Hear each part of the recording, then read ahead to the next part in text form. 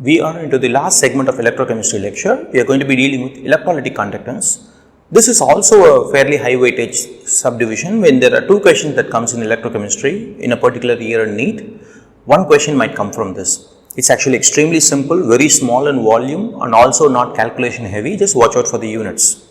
Now before we proceed, we want to define certain terms which you already might know from physics. For example, your resistance, and the symbol is capital R for resistance, and inverse of resistance is conductance, which is your symbol capital C. We are going to stick with the same symbols for our lecture. Now you guys would have seen this. Resistance is proportional to length of the conductor and inversely proportional to area of the conductor. You would have known the differences. As you go longer, the resistance is much higher. Now we can get rid of the proportionality symbol by using a proportionality constant rho, which is your specific resistance. Specific resistance is nothing but your resistance when your L equals 1, A equals 1 in centimeters. So what can we say about specific resistance? Specific resistance is resistance of a conductor of 1 centimeter cube in size, or unit area and unit cross section. That's your specific resistance. The term resistivity is not used anymore. Use the specific resistance. Now we know conductance is 1 over resistance. So I'm going to take inverse of this, or this equation rather. So if I do inverse of this, I get 1 over resistance equals 1 over rho A by L, or 1 over R is going to be a conductance equals 1 over rho. 1 over specific resistance becomes specific conductance denoted by the symbol kappa times A by L, or kappa equals conductance times L by A. Now here couple of things. L by A is here cell constant. L is in 1 centimeter, A is in 1 centimeter square, so cell constant is centimeter inverse. Now resistance is in ohms, conductance is in ohm inverse, so kappa is going to be ohm inverse, centimeter inverse. The last is kappa equals C when L equals 1, A equals 1, corresponding units. Now we can define specific conductance is the conductance of a conductor of unit area in cross section and unit length, or 1 centimeter cube of a given conductor. Now in electrolytic solution, how does this apply? We can apply this to electrolytic solution by assuming a cell. Imagine that I take a given system in a container. It so happens that the container is 1 centimeter in length, 1 centimeter in breadth and 1 centimeter in height, and I have my liquid inside, and I am going to be measuring the conductance.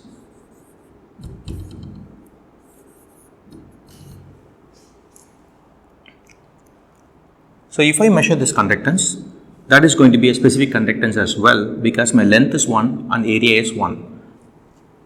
For electrolytic solution, specific conductance is conductance of a solution of defined concentration. It depends on concentration, obviously. Conductance changes with concentration. So specific conductance of an electrolytic solution is conductance of a solution of defined concentration measured by two electrodes that are unit area in cross section and kept away from each other by a unit length. This is the basic definition and science terminologies that we are going to be using for equivalent conductance lecture.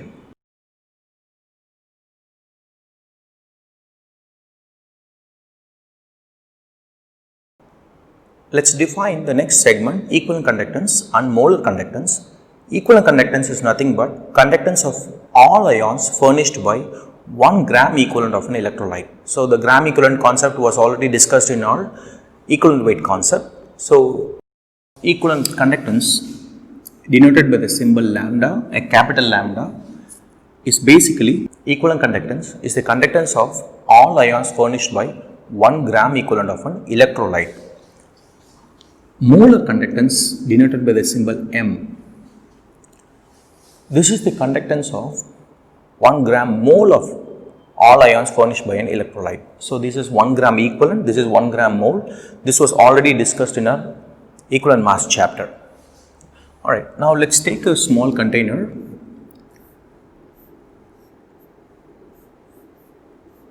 Pretty straightforward, 1, 1 and 1. I am not writing my units, just looks easier. So, 1, 1 and 1. Now, I told you equivalent conductance is your conductance by all ions by 1 gram equivalent. So, imagine that there is only 1 gram equivalent in this. So, my conductance equals my equivalent conductance, that equals kappa, because all of them are 1. So, C equals kappa we know. Now, I have lambda equals kappa. Now, imagine that I am going to dilute it, meaning I am diluting the volume.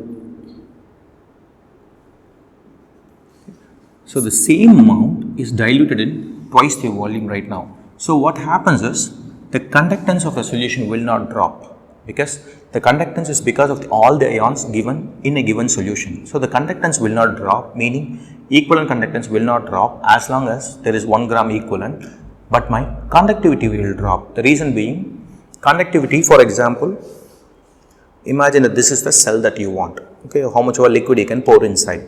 So, this is the conductivity. Now, what I have done is I have diluted, okay, I have made this twice the amount, forget the second one. Now, what is the conductance of this small solution? This is going to be less than before, it is half of what is before. So, the specific conductivity or specific conductance or the conductivity always goes down with dilution. So, now that I have made it double the volume, okay, what has happened is my kappa has decreased. So, kappa equals lambda by 2, because I have double the volume. My conductance did not change, but my kappa has become by 2.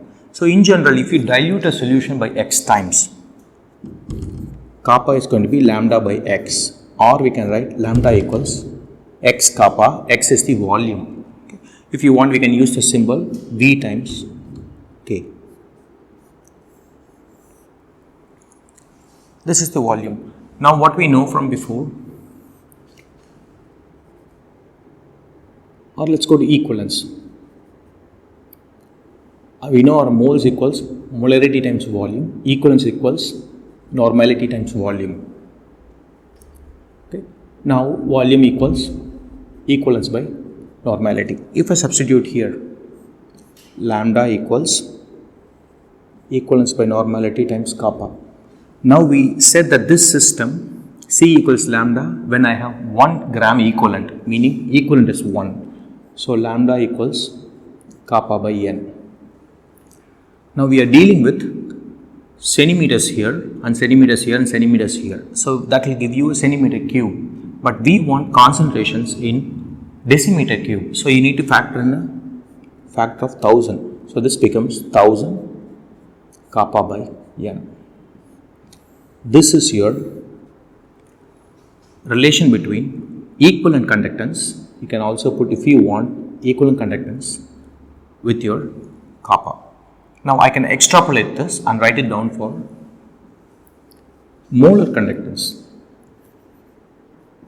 Molar conductance is the conductance of a solution containing 1 gram mole, meaning 1 mole of a solution. So, if this is 1 mole of a solution, it is going to have certain conductance that equals mu, that equals kappa, because I am measuring 1, 1 and 1. Now, I can do the same thing, dilution, it is not 1, 1 and 1 anymore. I can do the exact same, you will arrive at the final expression, mu equals 1000 kappa by C. C is nothing but concentration. You might as well use the symbol capital M if you want. Instead of N, you can put M also, it is up to you. Most books use the symbol C. I like to use M for one particular reason. There is already a symbol C in this chapter, but you should know the final formulas. So, these two formulas you have to remember, but if you know one, you can do the other. Now, you can already see the difference between them. How can you relate these two?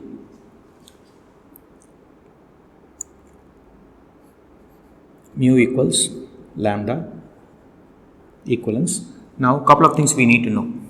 How is molarity and normality related? Molarity and normality are related by n factor. Similarly, we can relate these by n factor.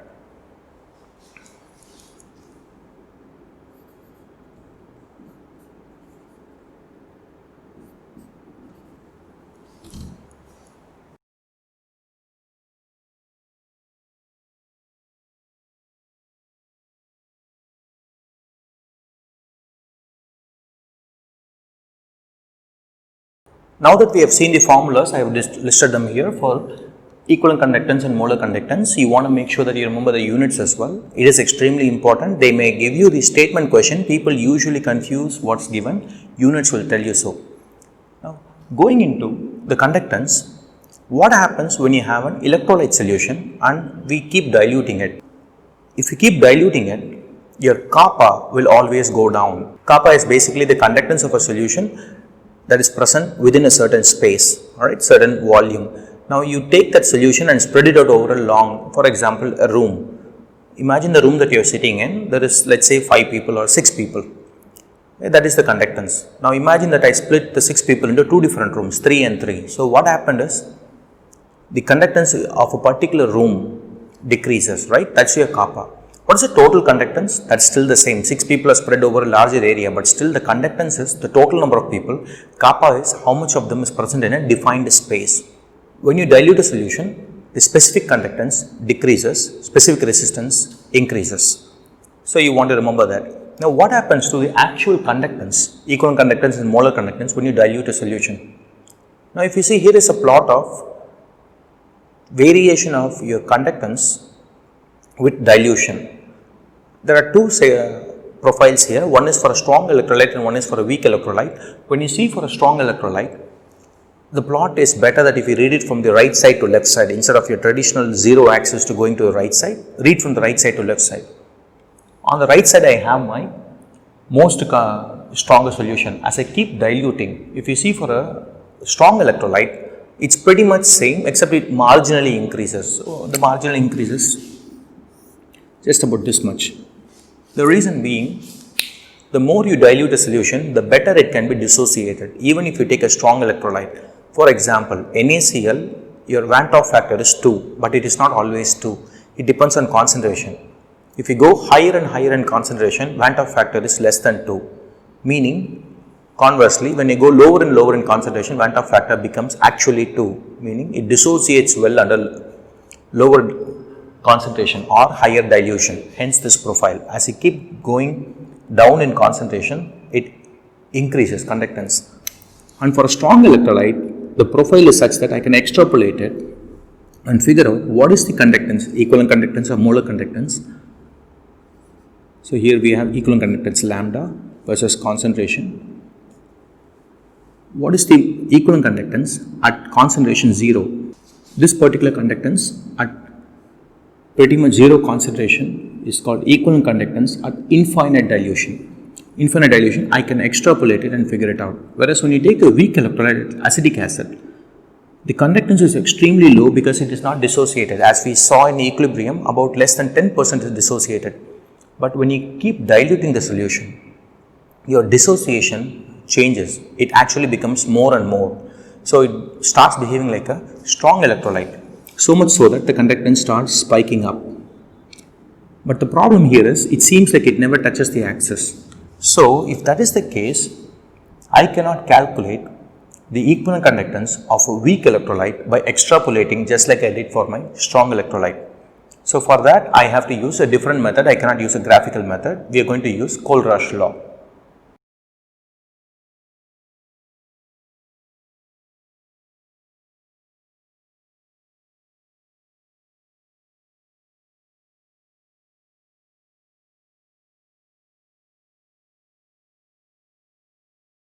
Kohlrausch law basically states that at infinite dilution, basically you have pretty much made the concentration 0, close to 0. At infinite dilution, every ion in an electrolyte does a definite contribution to the conductance of the electrolyte without regard to what its counter ion is. For example, if you take acetic acid, measure its conductance at infinite dilution. So the acetate ion conductance is going to be a defined contribution regardless of what H plus is doing. Similarly, the H plus conductance is going to be completely independent of what acetate ion is doing. So we can mathematically write it as the equivalent conductance of any given salt, weak electrolyte, not a salt, weak electrolyte, is basically a sum of equivalent conductance of the positive ion plus sum of equivalent conductance of the negative ion. Here we use a smaller case lambda, this is uppercase lambda. This is equivalent conductance of the solution, which is sum total of the equivalent conductance of the cation and equivalent conductance of the anion. Now this is useful because we can calculate equivalent conductance of acetic acid based on this. For example, equivalent conductance of acetic acid can be written as equivalent conductance of acetate ion plus equivalent conductance of H plus. I don't have to have these exactly from acetic acid. I can get these data, standard data from others. Now here's the beauty of this, and this has come in it, how to calculate it. Now I can get acetic acid from sum total of sodium acetate. So I want my acetate ion and H plus, so I can get it from sodium acetate and HCl. So can we write it as lambda of CH3 COO Na plus lambda of HCl, not lambda, sorry, capital lambda HCl minus lambda of NaCl. Now if we were to write just splitting like this, we would get lambda of acetate plus lambda of Na plus lambda of H plus lambda of Cl minus, you can write it here, minus lambda of Na plus minus lambda of Cl minus. Now if you see, I can cancel the like plus and minus, so I end up with lambda of CH3COO minus plus lambda of H plus, what I want. So you can calculate the conductance or equivalent conductance of any solution by a combination of strong electrolytes. So this is strong because it's a salt, strong acid, it's a salt. So I can use a set of strong electrolytes to get the conductance of a weak electrolyte at infinite dilution. By the way, these are all of them here are infinite dilution. I just kept it out as a symbol because every time you have to put lambda. Now this will come for you in NEET exam. They might ask you 4 different options where they may change the symbols here, but it's still relatively straightforward. All you have to do is use logic. Chemistry has stopped long time ago by understanding this. Now this is just mathematical logic.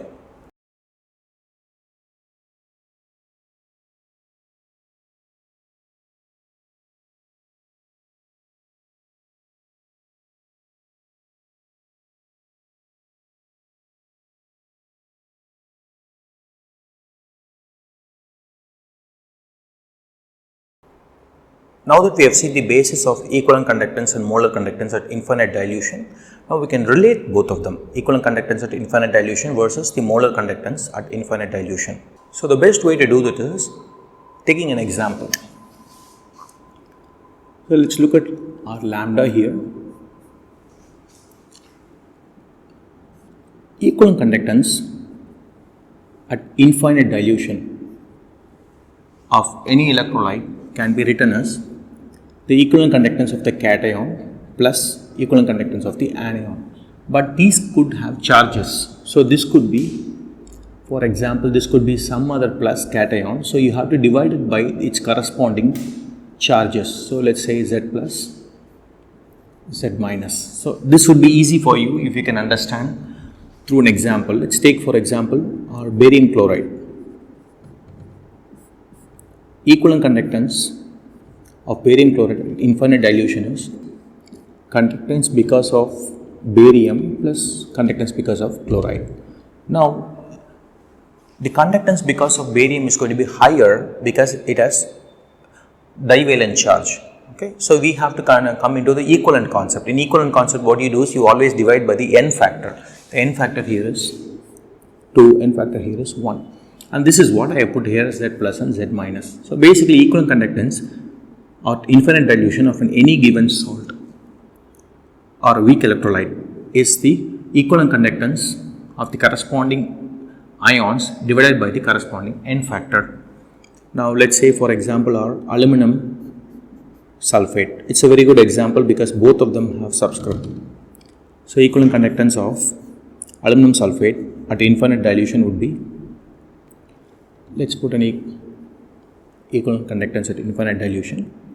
So this will be equivalent conductance at infinite dilution of Al3 plus divided by 3 plus lambda infinity of SO4 2 minus divided by 2. So basically I am dividing by the corresponding charges, not the coefficients, by the charges. So this is how you write an equivalent conductance at infinite dilution for a weak electrolyte. Sorry, I keep writing the wrong symbols. Moving on to molar conductance. Molar conductance is nothing but the corresponding conductance at an infinite dilution of, or let's say for example we take the barium salt plus lambda of chloride salt. But when I take barium chloride, I put it in water, I get 2 chlorine for every barium. So I have to multiply by 2 because every mole is going to have 1 mole barium and 2 moles of chlorine. Now what we can do is take this example, we can write it as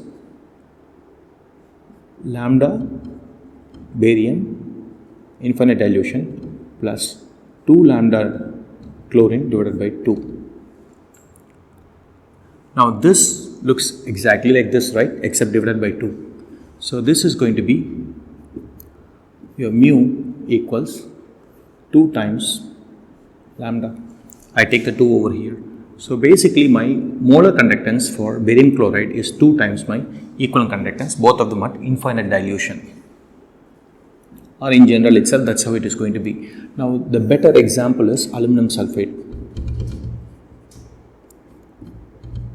If you want to write my molar conductance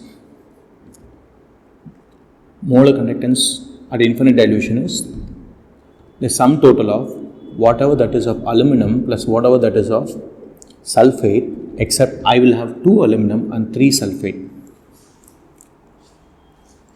1 mole of aluminum sulfate gives me 2 aluminum, so whatever the molar conductance of aluminum at infinite dilution times 2. Similarly 3 sulfate, so whatever the molar conductance of sulfate times 3. Now I am just going to rearrange this one. This is going to be, if we take the LCM, 2 lambda Al3 plus 3 of that of sulfate divided by 6. Now 2 aluminum plus 3 sulfate is what I have right there. So this equals 6 times lambda. So this is going to be 6 times lambda infinity of aluminum sulfate. So the relation between molar conductance and equivalent conductance is going to change based on the given salt. Straightforward, what you can see is your molar conductance of any given salt is going to be X times Y times the equivalent conductance. X is going to be the coefficient or the subscript of the cation, Y is going to be subscript of anion, 3 times 2 is 6. In this case, 2 times 1 is 2, so I get 2. So you can take any given salt or any given weak electrolyte, you can calculate it.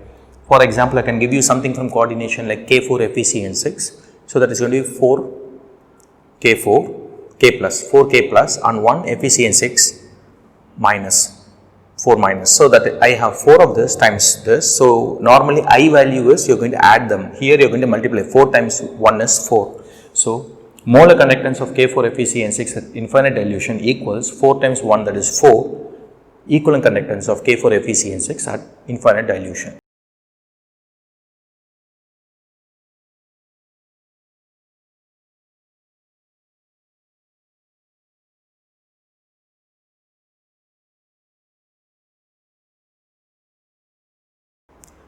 We have seen the equivalent conductance and equivalent conductance at infinite dilution, molar conductance and molar conductance at infinite dilution. We have related the molar and equivalent conductance as well. Now the last segment you are going to see here is how do you relate equivalent conductance and equivalent conductance at infinite dilution. We can actually jump straight to the formula itself, or alpha, degree of dissociation that we saw in equilibrium. equals x by c, right? X is basically how much I get, c is how much I have if everything undergoes dissociation. We can do the same here. So I can have lambda equivalent conductance divided by lambda equivalent conductance at infinite dilution, or lambda molar conductance divided by lambda molar conductance at infinite dilution, or I can use the appropriate symbol mu infinite. Okay. These symbols are depending on book. Sometimes lambda is exclusively used for equivalent conductance and mu for molar conductance. Sometimes lambda is used for both with the symbol E, Q and M. Similarly, infinite dilution can also be used as a symbol 0, naught. Okay. Lambda naught means infinite dilution. The naught stands for 0 concentration. Now, alpha is basically how much of it I got divided by how much of it I can get maximum. Isn't it the same here? What is the equivalent conductance? Basically, conductance of a solution from 1 gram equivalent of an electrolyte. Okay. But that electrolyte is not completely dissolving. When it completely dissolves, this is what I get. So, what I get divided by what is the maximum I get isn't the same as x divided by c. So, this is the relation, and I can relate the alpha to this. And the moment I relate alpha, then I can also relate my I value. So, we know that I equals 1 plus n minus 1 alpha we saw from equilibrium. So, you can relate it.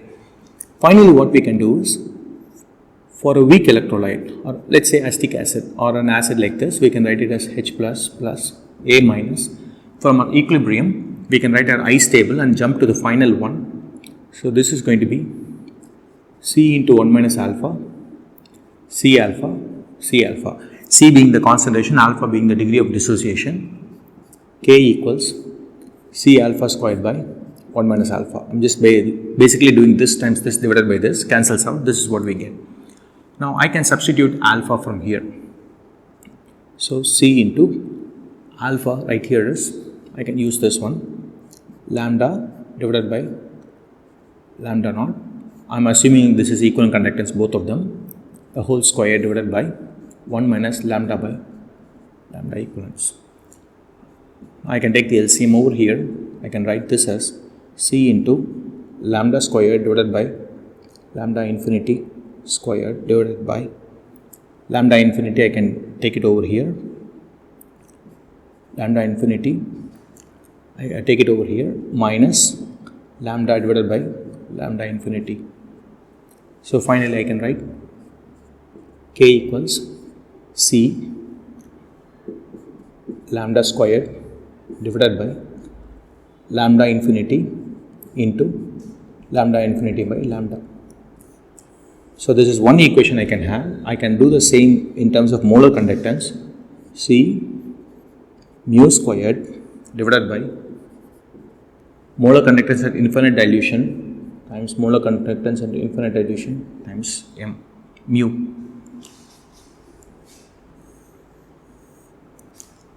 We got this from Ostwald dilution law. So, these two are known as Ostwald conductance equations. I would not remember this. If at all it comes in the exam, I would start from here and do it. Okay. I don't want the risk of remembering something and making a mistake. So, I would rather you guys don't memorize this, know how to get it and do it. For all you know, it could come as an algebraic equation and give you 4 options and say which among them is correct, meaning you have to derive anyways. So, what's the point in remembering this? I am showing you so you know how to derive it. Now, this is the basis of the entire equivalent conductance, molar conductance or the conductance in general for electrochemistry. Now, the only thing pending is problems. If we solve your problems from PYQ, you see the same pattern keeps coming over and over, that you will be able to gain confidence by practicing it. Very minor mistakes you can make, but they will cost you big, -1 instead of +4. So, make sure you get your symbols right, terminologies right, units right and calculate accordingly. Let's solve some neat previous year questions related to the conductivity concept. The molar conductivity has been asked in this 2016 question. They have given you the concentration and also they have given you the conductivity. So, basically they are asking you lambda, they are given you kappa, they are given you C. So, we know that molar conductance equals 1000 kappa by C. So, we can do here 1000 times, I'm going to carry over my units just to make sure that I match up the final units. 5.76 times 10 to the power minus 3 Siemens centimeter inverse divided by 0.5 moles per decimeter cube. Now here if you see, this is centimeter inverse, this is decimeter cube. It will be taken care by this 1000, so we don't have to worry. Now you can just straightforward calculate, so you would get the answer in Siemens centimeter squared per mole. You would end up with beta. Now 0.5, 1 by 0.5 is 2, so it's actually a multiplication. 5.76 times 2, so that will be 11.52, and the 1000 would take care because I have to convert this to centimeters. This is a pretty interesting question. In 2013 it has been asked. The molar conductance of a 0.1 molar aqueous solution is given, and that of the same solution at infinite dilution is given.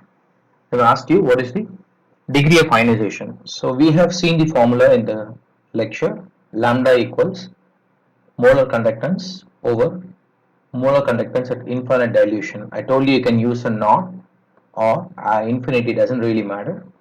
So here I'm going to have 9.54 divided by 238, and they're asking you in percentage 100. So this is roughly, we can take it as 10 by 250 times 100. It's 2.5, that's 4, so about 4%. Straightforward, and the margin of error by doing this approximation is not a lot, so you are more than welcome to do this approximation and get the answer faster.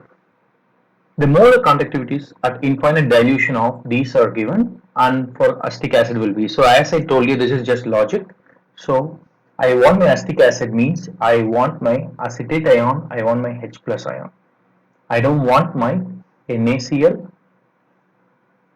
So I'll cancel my Cl with Cl, cancel with Na with Na. So I have my acetate and H plus, meaning I want these two, so I would add these two and I subtract this. I already set it up, these are given to you. So lambda of acetic acid is, as I told you, I'll add the two that gives me the component I want, acetate and H plus, and subtract the ones that will take care of the components I don't want, my sodium and chlorine. Then it comes down to just simple addition subtraction. An increase in equivalent conductance of a strong electrolyte with dilution is mainly due to. Here the key word here is mainly due to. So when you have a container, let's say you are measuring the potential, okay. Now ions go either side. When you dilute, these ions can actually go much easier because there is not a lot of competition. It's just like few people running around. So your ionic mobility increases. 100% ionization of electrolyte at normal dilution. This is also correct. But they've asked you mainly, meaning this is the major factor. This is a very minor factor because strong electrolytes are almost always completely dissociated. So this is not mainly. So this is the keyword. The problem with this question is they asked you increase in both, so you got to be careful. The option is alpha, although all of them are reasons. Even increase in number of ions is also a reason because ionization increases, number of ion increases, but that is not what they've asked you. They've asked you mainly, so you got to be careful here. It's a tricky question. They've asked you the equivalent conductance of a M by 32. M by 32 is nothing but 1 by 32 molar solution. That's your concentration. From weak monobasic acid, the equivalent conductance is given and infinite dilution is given. So right away we can say lambda equals lambda equivalent conductance divided, alpha equals equivalent conductance at infinite dilution. So that is going to be equal to 8 by 400. Now they are asking you what is the dissociation constant. So we know that K equals C alpha squared by 1 minus alpha. If you are not sure where you got this from, you have to go back to your equilibrium lecture for a weak acid. So here I can leave it as it is, or you can do it as 1 by 50. Just a little easier. So now we have C into 1 by 50 times 1 by 50 divided by 1 minus 1 by 50. So 1 is nothing but 50 by 50. This is 1 by 50. So this is going to be 49 by 50, which is approximately 1. So I can eliminate my denominator. So here I am going to have my concentration 1 by 32 times 1 by 50 times 1 by 50. Now you can calculate this. Now I'll let you guys to calculate. If you want, I can give you shortcuts. 1 by 50 can be taken as 2 by 100. So 2 by 100 is easier to deal with. 1 by 32. So that's 16, that's 8. So now I have 1 by 8 times 10 to the power minus 4. 1 by 8 can be taken as 10 by 8 times 10 to the power minus 5. 10 by 8 is 1 point. So something 1 point times 10 to the power minus 25, right away I have my answer. So here the setup is simple, the math is simple. These are the questions you guys should never miss if it comes to the NEET exam.